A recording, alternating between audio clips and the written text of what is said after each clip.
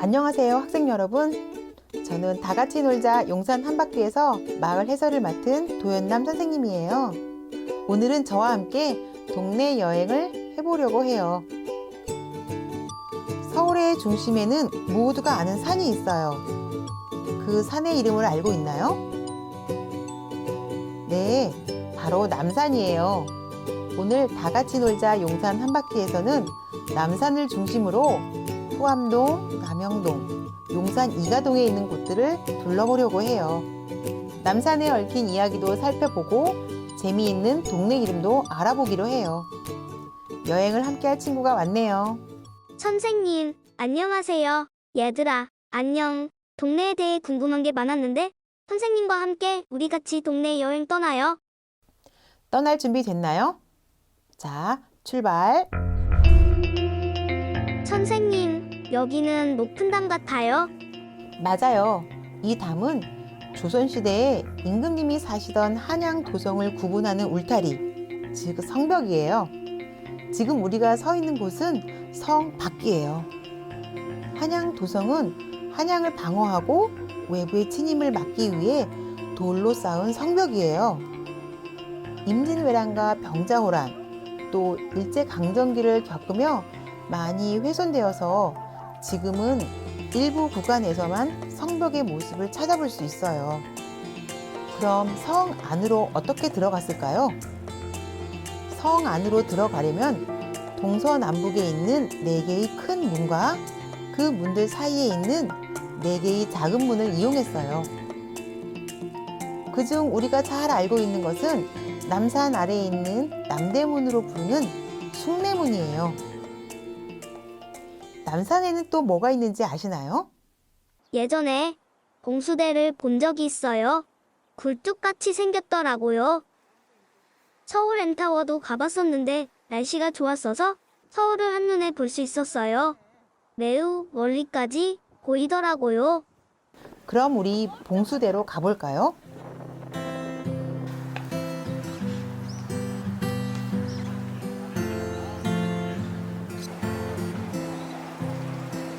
자, 여기는 남산 성곽 꼭대기에 있는 봉수대예요. 횃불을 뜻하는 봉과 연기를 뜻하는 수를 합쳐 봉수라고 해요.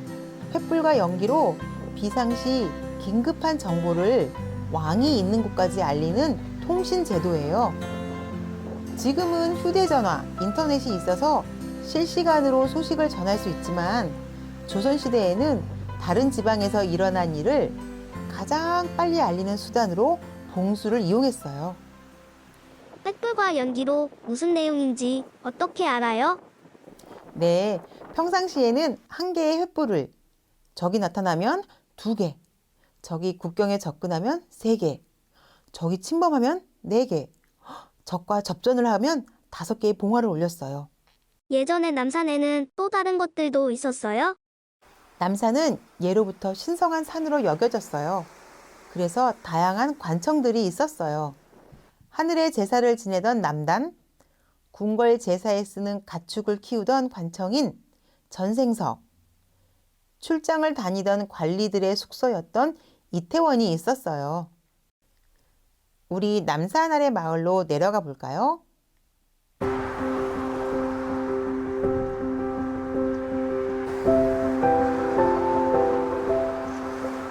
선생님, 엄청 큰 돌에 두텁바위라고 써 있네요. 두텁바위가 뭐예요? 남산 밑에 두텁고 큰 바위가 있었는데 그걸 동네 사람들이 두텁바위라고 불렀어요. 사람들은 두텁바위에게 아이를 낳게 해주세요, 장원급제하게 해주세요 라며 자신의 소원을 빌었어요. 마치 달님에게 소원을 빌듯이요. 지금은 그 바위는 없지만 그 바위가 있던 마을을 후암동이라고 부르고 있어요. 우리 아래로 내려가 볼까요? 여기는 삼광초등학교 앞이네요. 여기 집들은 다른 집들과는 모습이 좀 다르기도 해요. 지붕이 뾰족해 보여요. 여기에 있는 집들은 일제강점기 때 일본 사람들이 살았던 일본식 집이에요. 후암동 일대에는 일제강점기에 일본 관청과 은행, 철도, 군대 등에서 일하는 일본 사람들이 많이 살았던 동네였어요. 그래서 아직까지도 이런 형태의 집들이 남아 있어요. 용산구의 다른 지역에도 일본식 집들은 가끔 볼 수 있어요. 이 동네에는 일본 사람들 이야기만 있나요? 아니에요. 일본의 탄압에서 벗어나려고 독립운동을 했던 분들도 있어요. 김상옥 의사 이야기예요. 일제강점기에 우리나라 사람들을 괴롭히던 종로 경찰서에 폭탄을 던지고 후암동 동생 집으로 피신해 있었어요. 그러다가 발각되어 경찰들과 총격전을 벌이던 장소가 여기예요. 이곳에서 경찰들과 총격전을 벌이면서 남산을 넘어 종로 효제동까지 갔지요. 그곳에서 김상옥 의사는 총격전을 벌이고 순국하셨어요. 그리고 또 다른 독립운동을 하신 분이 계세요. 새로 부임해오던 일본 총독을 향해 서울역에서 폭탄을 던진 강우규 의사가 있어요. 지금 서울역 앞에 강우규 의사의 동상이 있어요. 우리 이제 해방촌으로 가볼까요?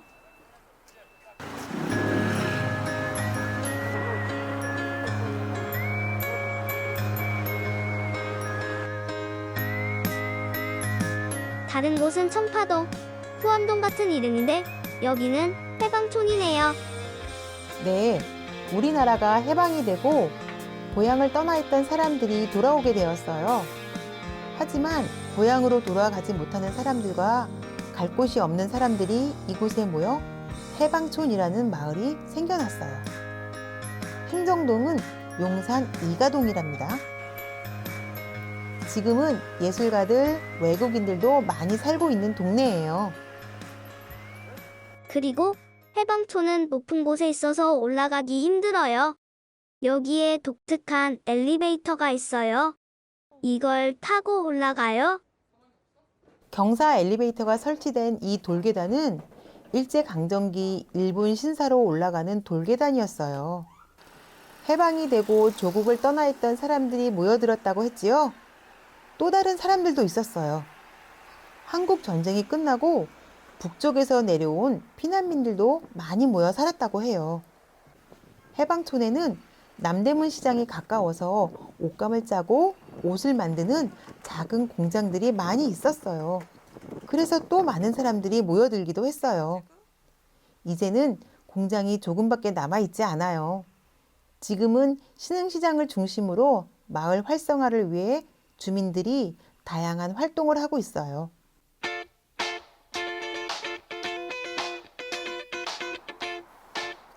이곳은 예전 일본군이 창고로 쓰던 건물을 한국 전쟁이 끝나고 미군이 사용하고 있는 건물이에요. 용산에 있는 미군 기지가 평택으로 이전하고 용산공원이 만들어질 계획 용산공원 갤러리로 사용하고 있어요. 갤러리 매니저님의 설명을 들어볼까요?